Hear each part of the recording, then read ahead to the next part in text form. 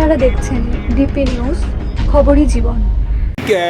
পুজোর কি ব্যবস্থা করা হয়েছে নিরাপত্তাজনিত কারণে কি ব্যবস্থা করা হয়েছে? আমাদের এবছরে পুজোতে স্পেশাল যেটা অ্যারেঞ্জমেন্ট আছে, আমরা ইম্পর্ট্যান্ট যেগুলো মোড়গুলো আছে সেখানে পুলিশ অ্যাসিস্ট্যান্স বুথ কিছু রাখছি।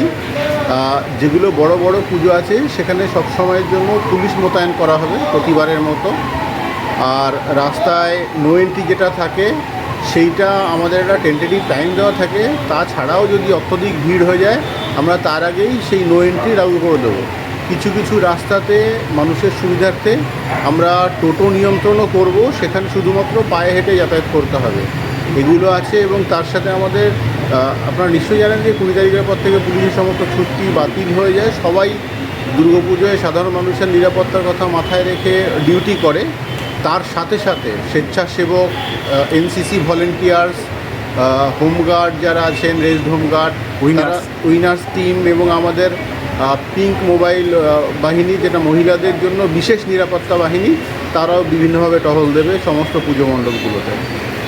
টোটো অটোর ক্ষেত্রে কি নিয়ন্ত্রণ যেটা টাইমলি কিছু ব্যবস্থা করে? হ্যাঁ, টাইম একটা আছে আমাদের, তার সেইটার একটা শিডিউল দিয়ে দেওয়া হয়।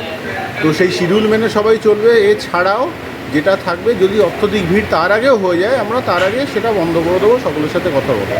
বাকি মণ্ডপের ক্ষেত্রে বা কোনো নিয়ম কানুন যেগুলো সরকারিভাবে রয়েছে তার পাশাপাশি সার্বিকভাবে কোনো রকম কোনো নির্দেশ বা হ্যাঁ, এইটা আমরা পুজোর 15-20 দিন আগে থেকেই আমাদের সিপি স্যার এবং আমরা থানার আইসিরা বিভিন্নভাবে আলাদা আলাদা এবং একসাথে গিয়ে পুজো মণ্ডপের যে সার্বিক নিরাপত্তা, যেগুলো কাজের প্রগ্রেস, ছোটোখাটো কিছু বিষয়ে যেমন এন্ট্রি এক্সিট যে সাইজ আছে সেটা যেন মানুষের বেরোনোর উপযুক্ত হয়, কনজেশন না হয়, স্ট্যাম্পেড লাইট সিচুয়েশন না হয়, দাহ্য পদার্থের প্যান্ডেল হয় সেক্ষেত্রে অগ্নি নির্বাপক ব্যবস্থা ঠিক আছে কি না, ইলেকট্রিক্যাল ওয়্যারিং সেগুলো লাইসেন্স ইলেকট্রিশিয়ান দিয়ে হচ্ছে কি না, কাছে পিঠে জলের ব্যবস্থা বা অগ্নি নির্বাপক ব্যবস্থা থাকছে কি না, এই সমস্ত জিনিসগুলো ঠিকঠাক করে ফলো হচ্ছে কিনা সেগুলো দেখছি। এবং প্রত্যেক দিন রাত্রেবেলা আমাদের বিশেষ টিম প্রত্যেকটা পুজো প্যান্ডেল ভিজিট করছে, মোটরসাইকেল বাহিনী, যাতে পুজোর যে কাজের প্রগ্রেস তার সাথে সাথে সেটার নিরাপত্তাটাও সুনিশ্চিত করা যায়। এবং ভলেন্টিয়ার যারা রিপোর্ট করা আছে তারাও জেগে থাকছে কিনা সেটা দেখা হচ্ছে।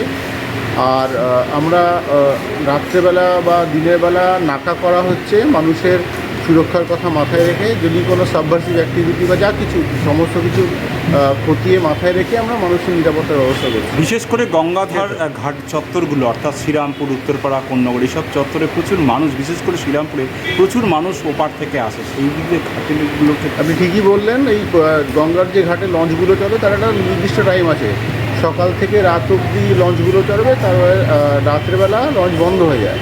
তো এই লঞ্চে আমরা সাডেনলি মাঝে মাঝে ওপর যারা যাতায়াত করছেন তাদেরও চেক করছি যাতে কোনো অবাঞ্ছিত কিছু না এসে পড়ে, বা দুষ্কৃতীদের তাদের সার্চও করা হচ্ছে যদি কিছু পাওয়া যায়। ঠিক আছে।